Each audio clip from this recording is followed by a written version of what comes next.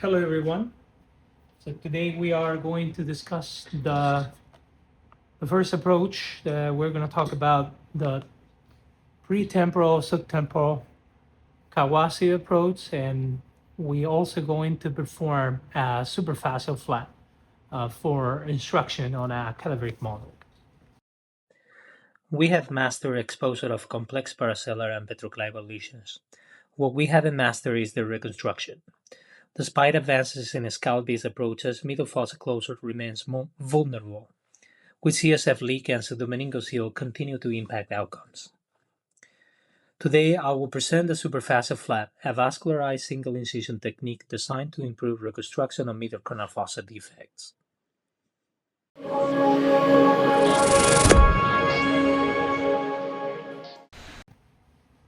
So in this case, we are going to perform an incision about 2 centimeters in front of the tragus. This is approximately at the level of the superficial temporal artery, or STA. And as opposed to the less invasive interfascial approach and mini-terminal approach, in this case, we need to extend the incision a little bit backwards so we maximize the exposure of the floor of the temporal fossa. This is usually more than enough to cover such an area. And then we extend our incision anteriorly, can be towards the mid-pulmonary line, and then trace towards the midline.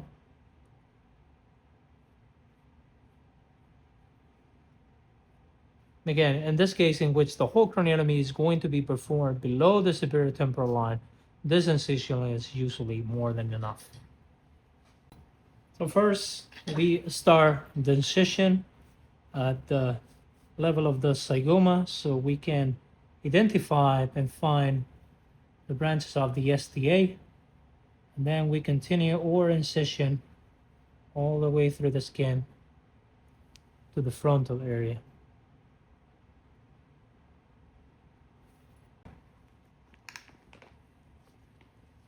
Again, I always like to start at the temporal level, as I said, so it's easy to identify the STA and avoid its disruption.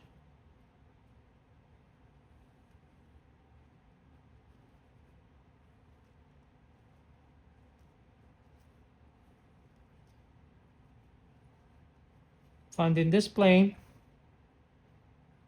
is key for the rest of the incision.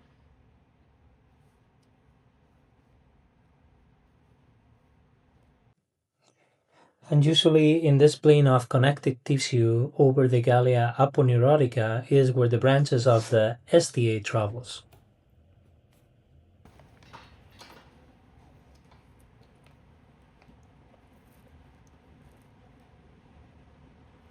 Always try to be careful here, as missing this plane can end up with disruption of the branches of the STA, which are relevant for the closure and the good vascularization of our flap.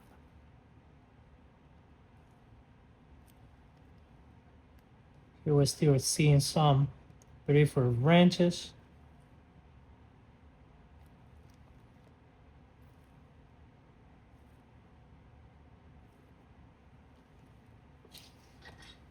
Okay, so we continue our dissection.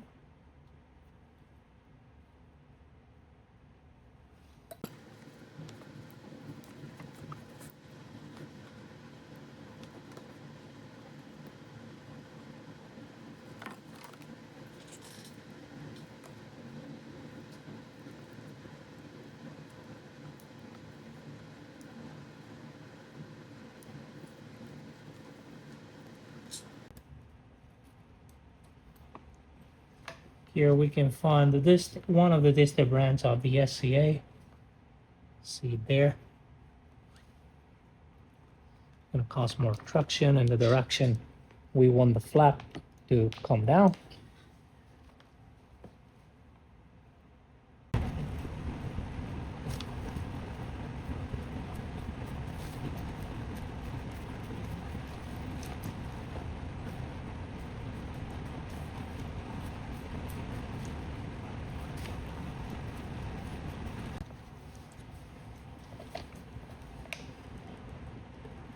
see the branch of the STA.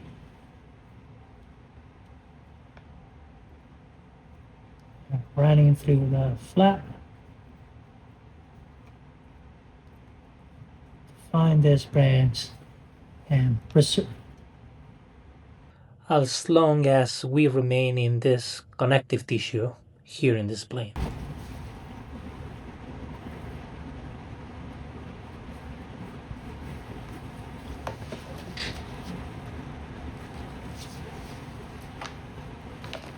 See how this connected tissue and galea poneurotica stays below?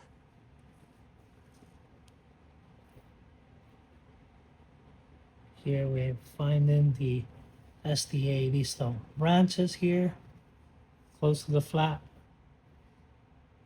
And this is the plane that remains important to preserve vascularization of the superfascial flap. Once we're able to find the STA, then the dissection finds to be easier.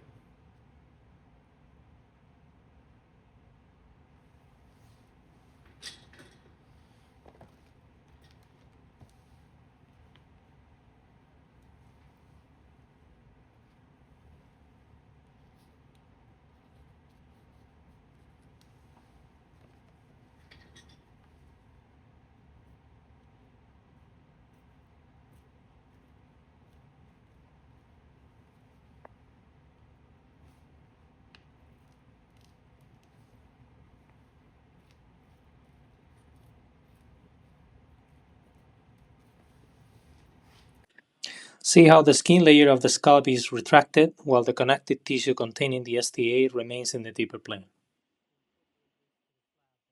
And then sharp dissection and continuous traction is enough to preserve the deep layer intact.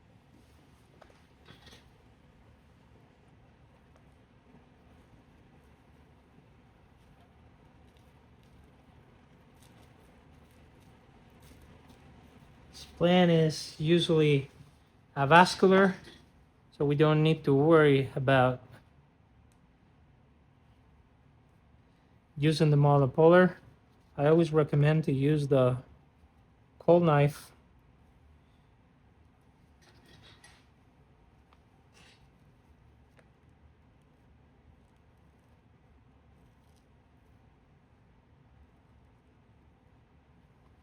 to incorporate the flap.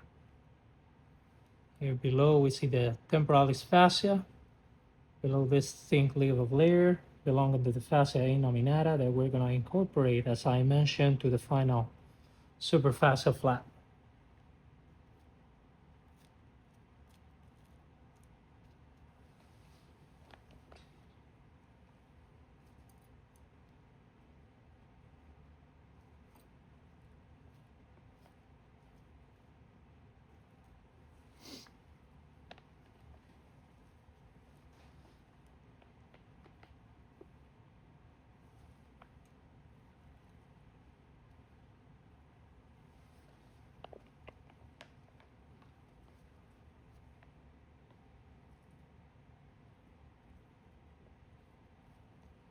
So we need to continue this dissection until we encounter the orbital rim.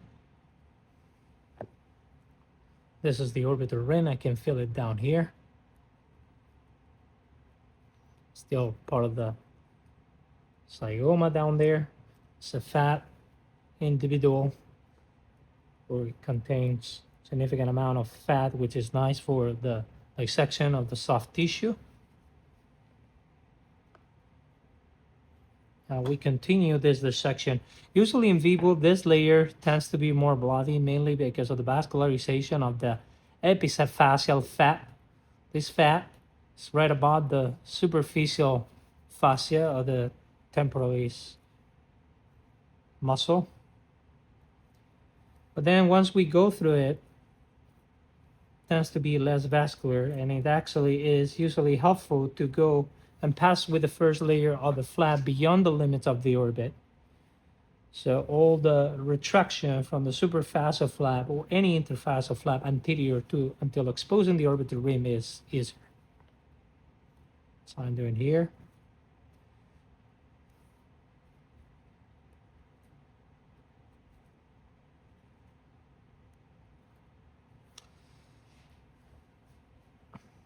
I always, when there is a difficulty to recognize the plane, I always recommend to cut tangential to the fibers instead of in parallel position. We are far beyond the orbital rim that we can see here. But we still have an exposure of the zygoma, and if we want to do, which is not the case for this case, but if we want to do an orbitozygomatic approach, we're probably going to need further exposure of the zygoma in order to reach the inferior orbital fissure. Then, all right. And we have the zygoma. I can have an intuition. The zygoma is right here, orbital rim. Probably can retract the flap a little bit more. So here, the branch of the STA have remained in this layer. So we know they're not going to injure by dissecting down here. And we also know that we are over the fasciae nominata, so we are certain that the frontalis branch and zygomatic branch of the facial nerve are running on a deeper layer. The zygomatic branch should be traveled somewhere here, and the frontalis or temporalis branch or frontotemporalis branch of the facial nerve just travels here. And as we discussed, it's variable, the distance.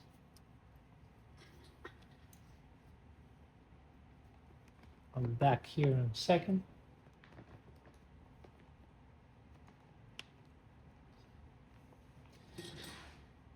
So the distance at which the frontotemporalis branch of the facial nerve travels from the orbit, it varies, but some studies just report about 5 centimeters, but usually doing a cut behind the orbital rim about 2 centimeters, which is 1 finger breadth behind the orbital rim, is usually safe to preserve the layer. So the frontalis branch of the facial nerve travels here, and it travels on a deep layer that it's usually a plane that runs between the interfacial fat and the superficial temporalis fascia, and sometimes in the superficial temporalis fascia. So as long as we elevate the superficial temporalis fascia away and we just rotate the flap into this direction, we're not going to cut when we bring the muscle downward. So our plan now is to incise the superfascial flap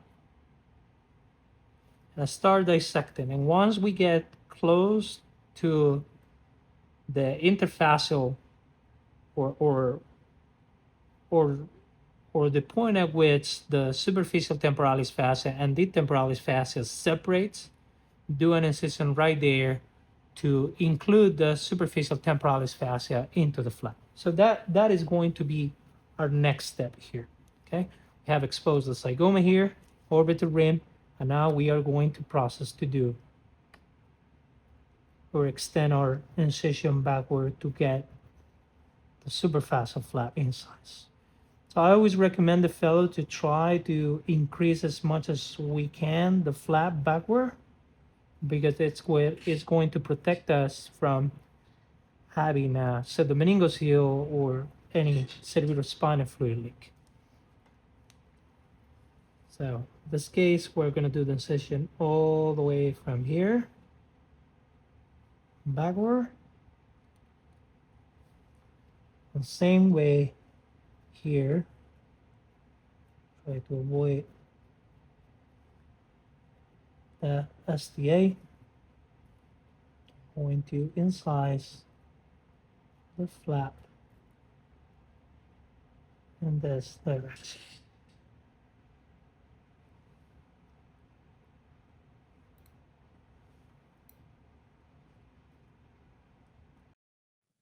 So here in the frontal region, we are incising the connective tissue.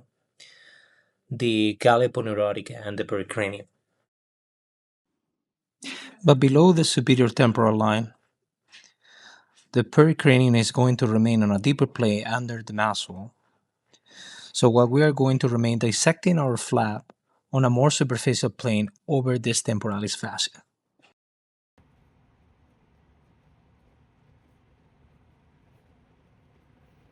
You see how this distinction is important, as we only include the periosteum on the flap on the level that is above the superficial temporalis line. Superior temporal line, I'm sorry. So here, superior temporal line, you will ask, what is that landmark? So it's the limit, or is the place where the temporalis muscle attached to the bone. So here, right at this point, we have the periosteum here that is included in the flap, and the periosteum then just get under the muscle right over this line. So we are going to preserve this flap, dissecting and preserving, in this case, preserving the temporalis fascia at this level, because it preserves a better irrigation to the muscle, and it's also more protect to the fibers below. If you want it, or don't feel like great about this layer, or you feel that the flap is too thin, such in this case, you can start the incision of the temporalis fascia down below, but the muscle is not going to look great. So now, as in this specimen, but also here, when you feel that the layer is getting too thin, it's better to irrigate. And now at this point, it's very important to have a sharp dissector, which most of the time I use a pencil number 1, but here I don't have like such a sharp pencil number 1, so I'm using this pencil number 3, which is surprisingly very sharp. And I like the way I tell the fellows and residents to do it is always make sure that, sorry about that.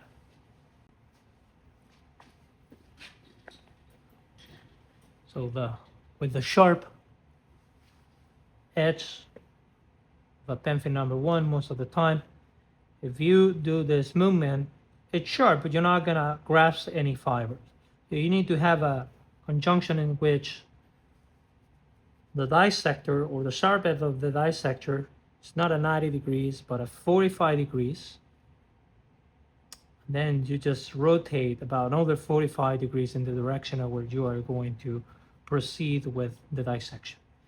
For a right-handed neurosurgeon, it's always better to traction from the right to the left, because you're always going to have more control going towards yourself than away from yourself, in which the strength is not maintained.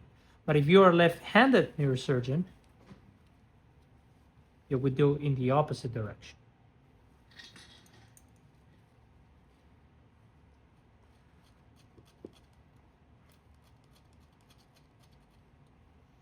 So always remember to incise the periosteum. Even here in people, I don't like to incise the periosteum with the bobby, although it's not completely prohibited. And the reason for that is that the bobby creates some sort of retraction, and those are millimeters that you might appreciate at the end during closure, when you just want to have a nice and healthy flap. So now, this is also very important. So because remember that we said that the periosteum goes under the muscle, right at this level. This area, there is no unnatural plane. So you see how the periosteum here is going below and is going under the muscle, While the connective tissue, where the superfascial flap stays above. So we need to cut the periosteum right here at the level of the superior temporal line to be able to dissect the superfascial flap away. So at the level of the the STL, the superior temporal line, we just need to cut the periosteum. Now try to incorporate in the frontal layer to the flap, and then you see how this periosteum continue below the muscle, but we don't want to disinsert the muscle yet, because this is the whole point of the superfascial flap. We bring the interfascial or the superfascial flap in this case anteriorly, while you bring the muscle inferiorly, so you can actually expose the orbital rim. So now we continue the process of dissecting the fibers, superfascial flap. Temporalis fascia remains here, but we also said before that we can incorporate it into the flap and do more kind of subfacial dissection. And we continue anteriorly. We are missing some fibers there, you see? That's, sometimes happen. Not every specimen or individual have the same thickness, but it's a vascularized flap that you can suture or you can displace above the bone defect. And here I'm doing the same. I'm just going to the superior temporal line as we discussed, and we are incising the periosteum there. While below, I'm just incising right over temporal fascia. So I'm gonna try to grab this tissue. Looks better now.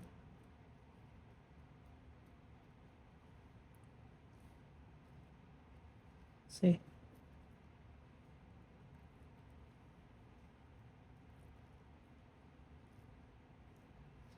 You see, another reason why I wanted to do here is to preserve the STA. You see here how it's a little bit farther backward. So I want to cut the flap behind it to incorporate into the flap.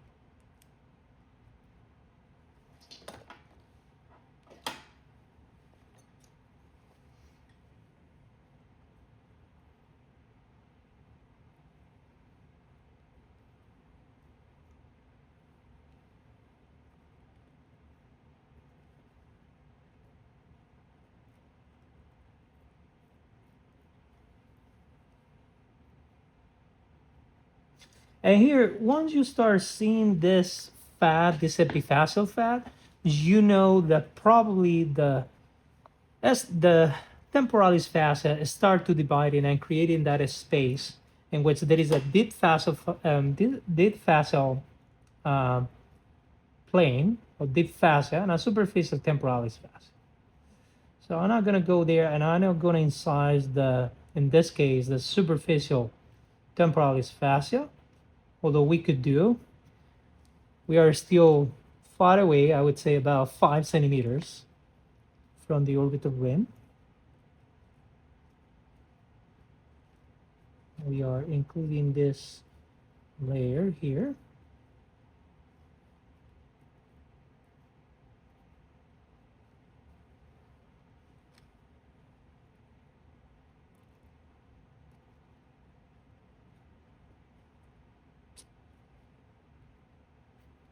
I dissect the STA anteriorly. You can go as far back as you want. Start seeing the epiphyseal fat, but still I don't feel that this is the area in which we should do the incision. I was just estimating to be right there, a little bit more anterior. So now the next step is to include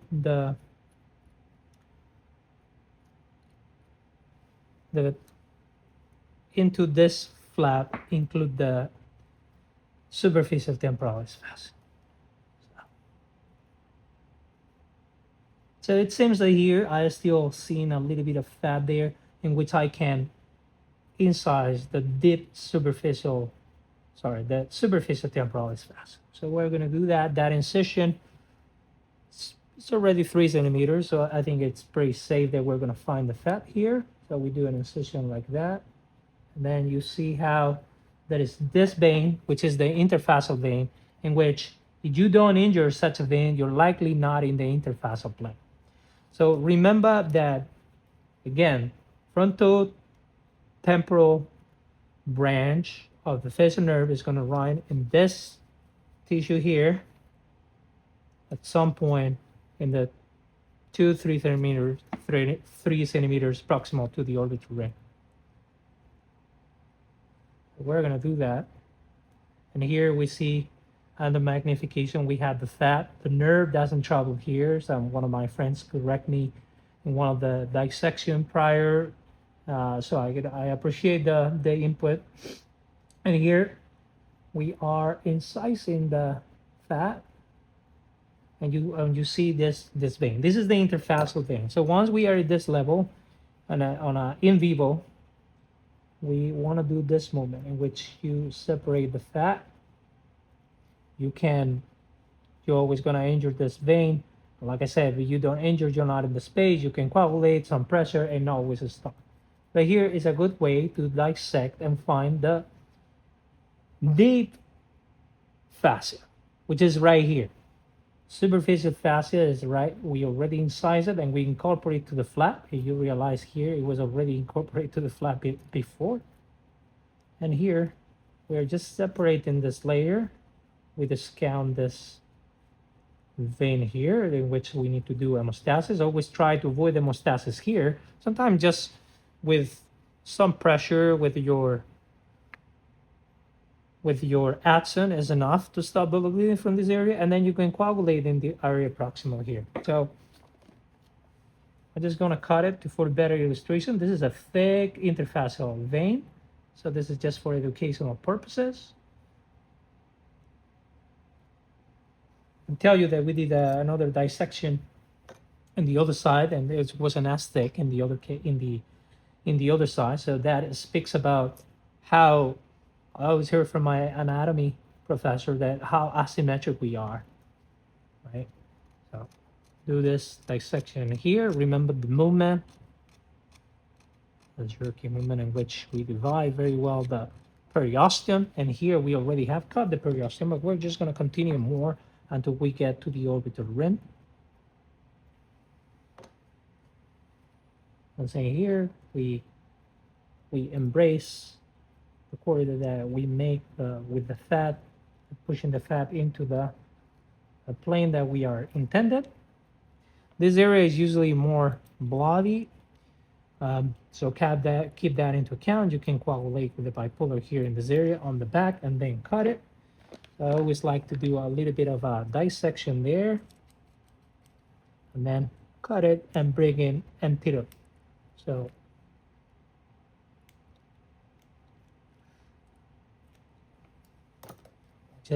I like to use the Penfi number 1 in this case because it's not as sharp as the knife, but it also allows me to be sharp enough to preserve the layer here.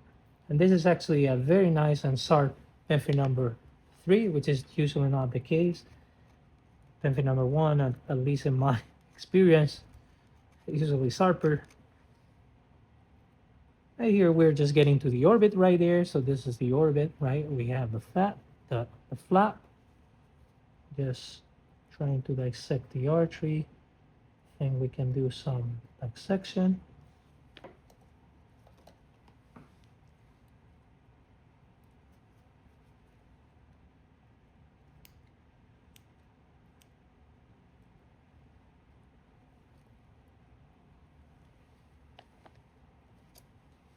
And we continue.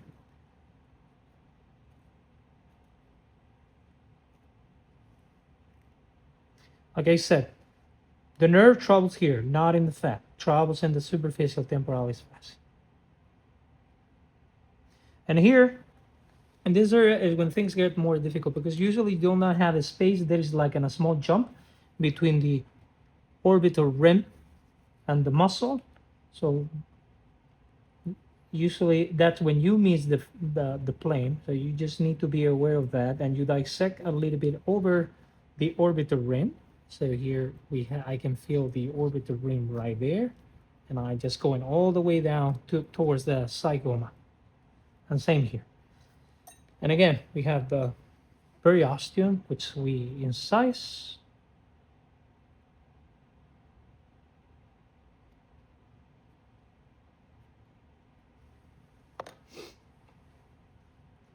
And once we go to the dissection, we can continue anterior.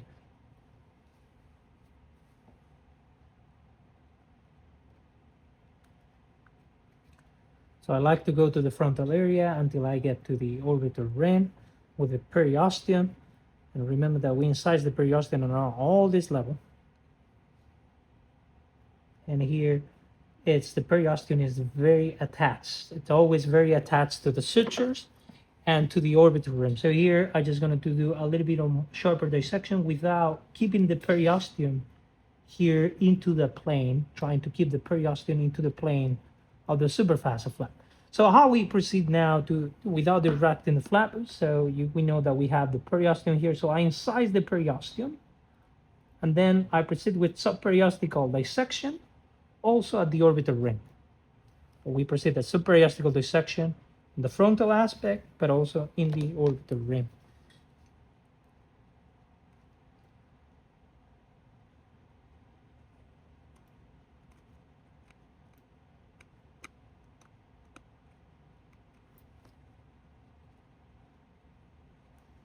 Here, I often use the monopolar because like you are seeing here is very attached to the orbital rim and it's actually quite difficult. So in this cadaver, of course, we don't have monopolar.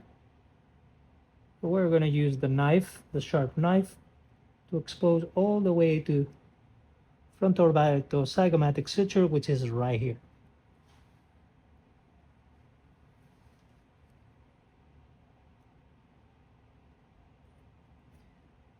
So I simulate the sign using the bulby. Always put the bulby on the flap, always into the periosteum, like the plane below. And that should be it, because now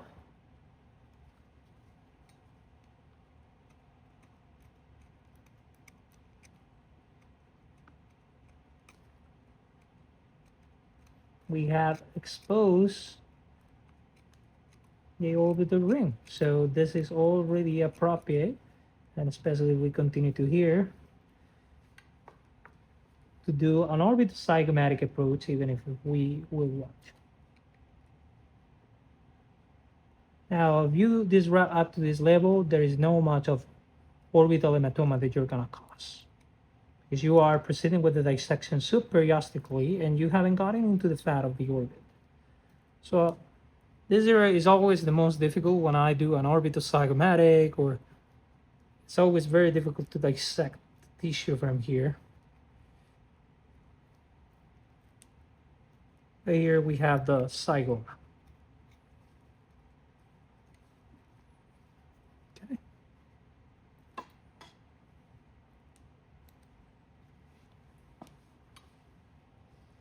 Okay.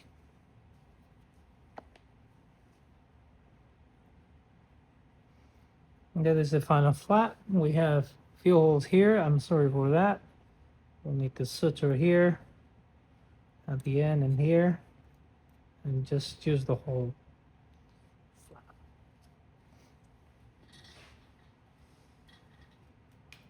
Okay, so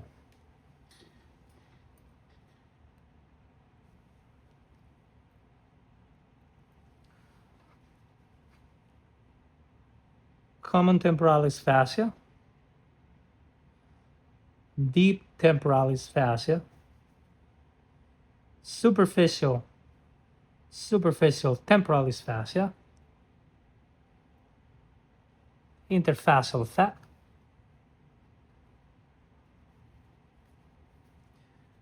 here we can see the interfascial vein that is running on the fat pad, superior temporal line, orbital rim, frontozygomatic suture. Okay, so what do I do in this case to preserve the the fat or the graft, so it's not super dry when we close after whatever time you need to take the tumor down. So I like to ripen its own, right? You wet it with a lap, okay, and then can position your retractor here. Try to avoid sharp hook in this case, of course, would injure the flap, but we're just going to do for educational purposes. So we just have already exposed over the rim and everything proper to pedicle the muscle down. So now I do this stage with the monopolar. I use the flat surface of the monopolar, and like I said before, I told you guys to incise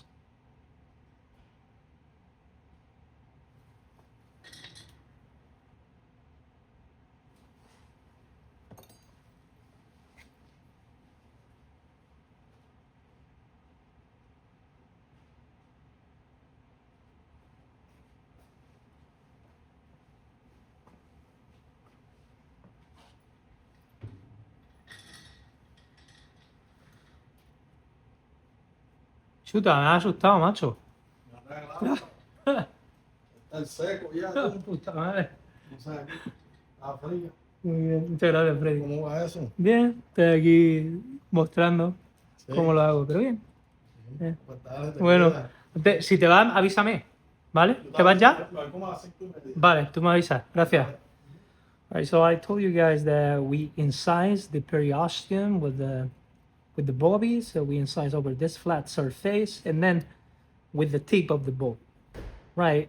Then I continue with that bulby a little bit farther back, and I incise all the way to the zygoma. I incise the fascia, and I usually place the tip of the bulby in this direction,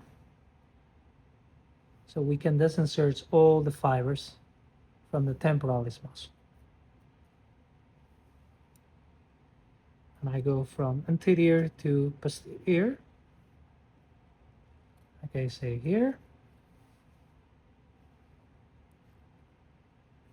And then do this incision posteriorly, pedicle the muscle farther down.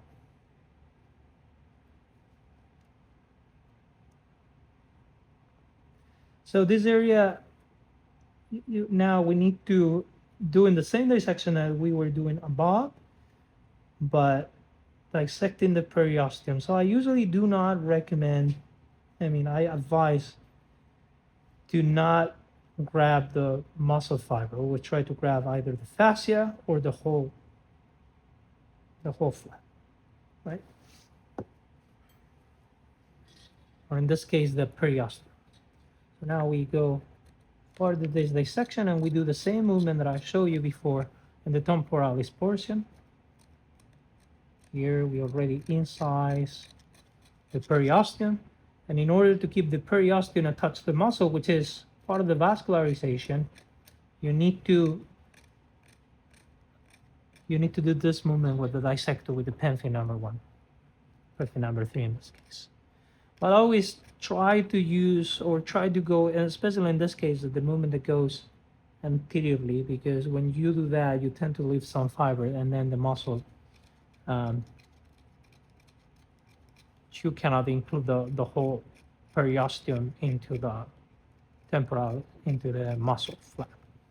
So here, this area with the same movement. Usually the left side is easier for a right-handed neurosurgeon, because I'm able to keep doing the stroke towards me.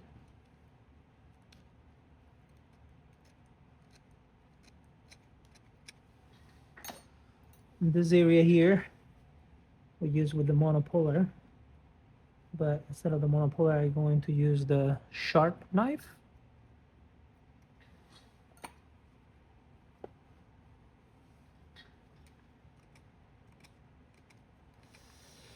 And remember that the periosteum is very attached to the superior temporal line, but then also at the frontotemporal suture. Here we're gonna find the terion. You always get some bleeding there, especially if you have an asphenoid meningioma in which the bone is often infiltrated by the tumor itself. There is some degree of hyperestosis, and that increases the vascularization of the bone.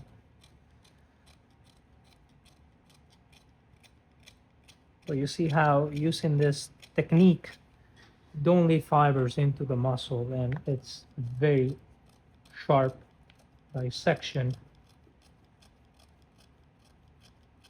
Clean.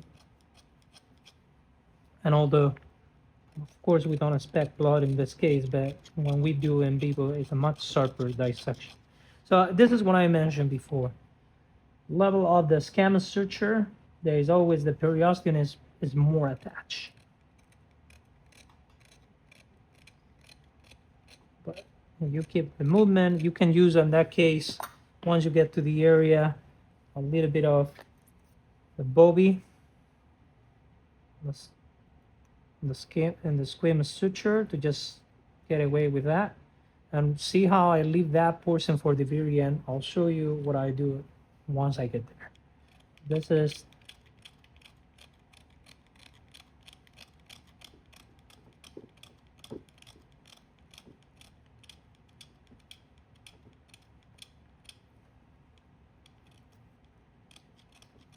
so once you get to the scamus suture, you can bring dissection. Now here you see how I pull it down. I never grasp it from here.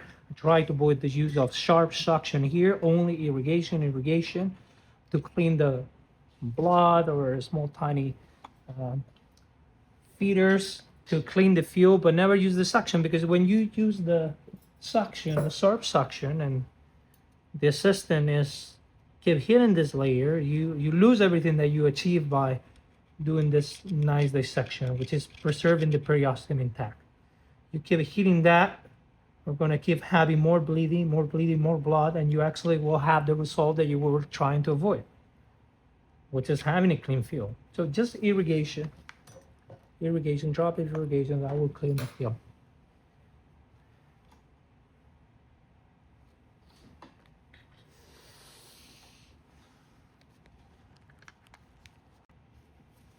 Okay, so we continue our dissection more towards the terion and the squamous suture.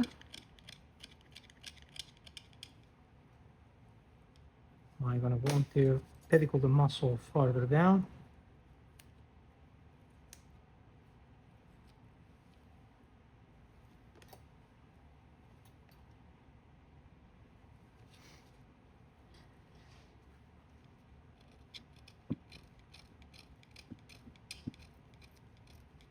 And we pedicle all the way. This is the floor of the midcranial fossa. So we achieve very much the goal that we were expecting. And here the same movement, but this is usually an area that tends to bleed more. Right? So you want to bring the monopolar all the way to here, to the lateral wall of the orbit. And the technique that I use once I get to this point, I'll show you in a second.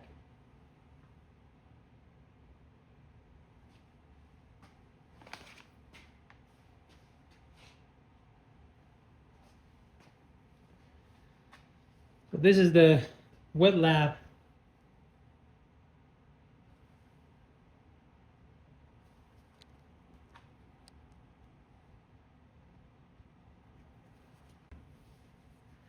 So this is the wet lab dissection technique.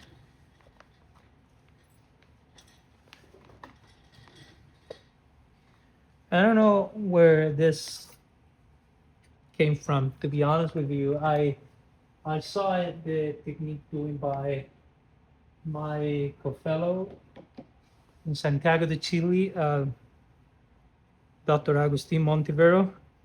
So what we used to do, we just came with the idea of bringing the muscle down, right? If you bring the ratec, we wet it,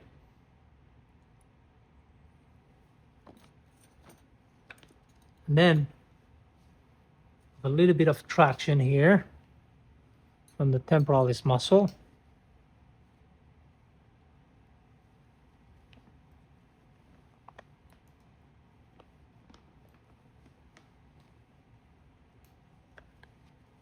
Hold on.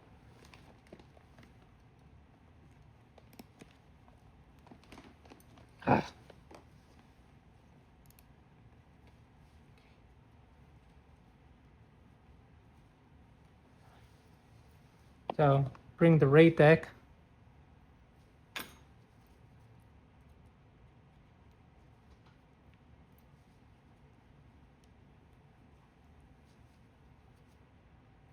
Ratex is wet, and we just bring into the bone, and we slide the ratex under the muscle, and we do this rotation movement into the bone and outside the bone, but always sliding over the bone like this. So we don't know where the muscle is going through, but you know that you're doing as good as dissection, as good as superiosteal dissection if you can. You keep going this way, keep doing that. And this way we're just bringing the muscle down from the inferior orbital fissure as much as we can. This is also, you can keep the ratex there as it does hemostasis. See how this dissection is actually helpful to expose all the way to the floor on the middle cranial fossa and even into the infratemporal fossa. And remember that we still have the zygoma here. Okay, and if we want to bring it more down, muscle can be further cut, especially if we want to do subtemporal exposure, such as in this case, Furakawase anterior petrosectomy.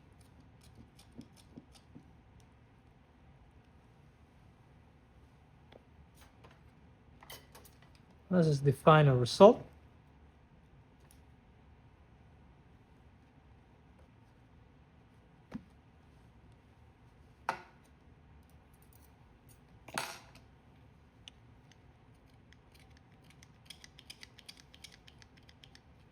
Inferior orbital fissure.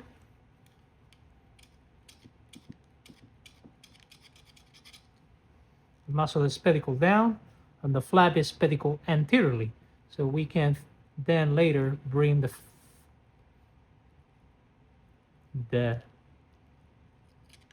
flap anterior to that and cover the defect. You can bring it through here and cover the defect. I'll show you right in a second.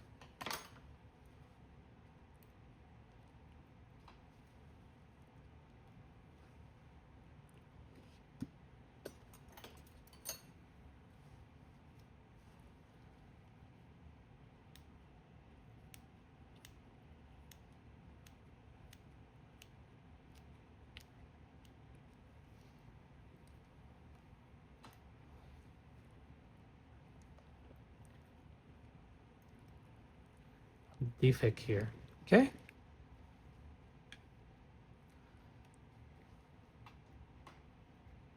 you don't have enough space, you always can dissect a little bit here and pedicle it down, and you can actually cover bigger spaces of bony defect.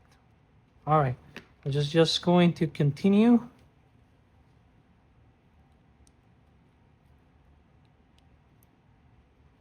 Our dissection, so that we want to bring the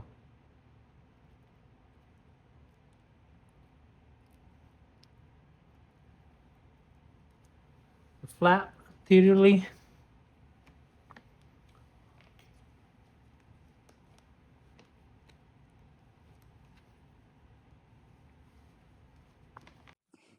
So after the temporalis fascia is retracted inferiorly, exposing the middle fossa, and the superfascial flap has been retracted anteriorly beyond the orbital ring, we can perform here what is called the extended mini-pterional craniotomy, which is basically a mini-pterional craniotomy variant.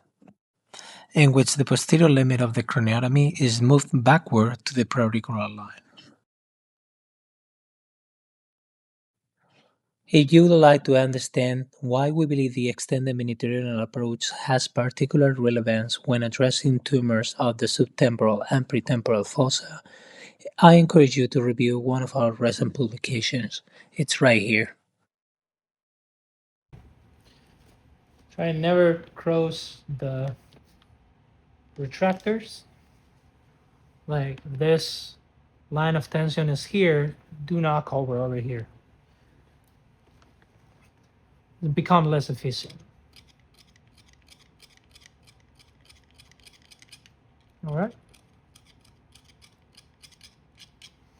Okay, so now we are going to do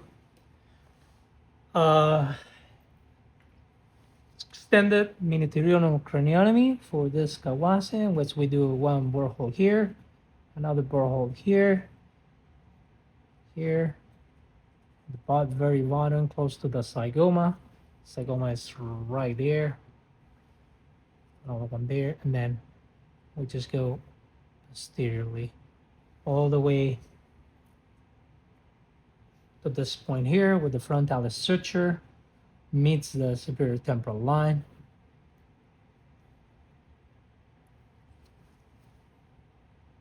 A little dissection here, and we do a very nice and round extended minitudinal craniotomy. I'm going to go ahead with that.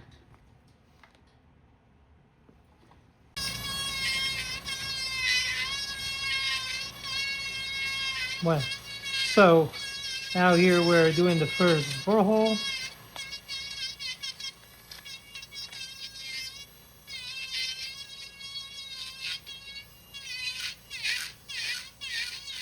In this case, I like to drill the orbital Yespera ridge. Just going to increase a little bit our irrigation.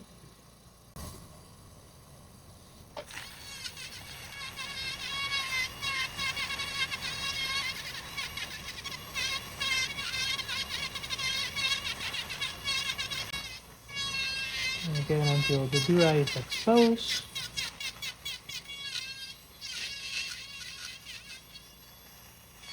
In this case, we don't have a craniotomy, so we're going to need to be doing the whole craniotomy with one single drill. I'm going to put it here. Right for this. And the second healing dart here. Almost there.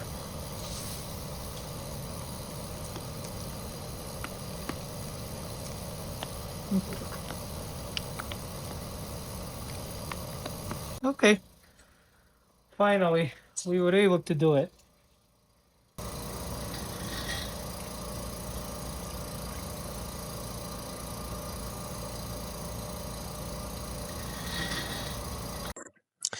So finally, in this last slide, we are able to appreciate the extended minitudinal craniotomy performed below the superior temporal line. The superfascial flap has been retracted anteriorly, and the muscle is pedicled downward. Here we have what it would be the typical reconstruction case, in which the flap is passed over the muscle for reconstruction of any defect along the midocronal fossa. For those interested in learning more about the technical nuances of the superfascial flap, please refer to our published article detailing the reconstructive strategy for the midocronal fossa. If you would like to better understand the difference between the superficial flap and the interfascial flap, I encourage you to watch the video we published a few weeks ago where these concepts are discussed in detail.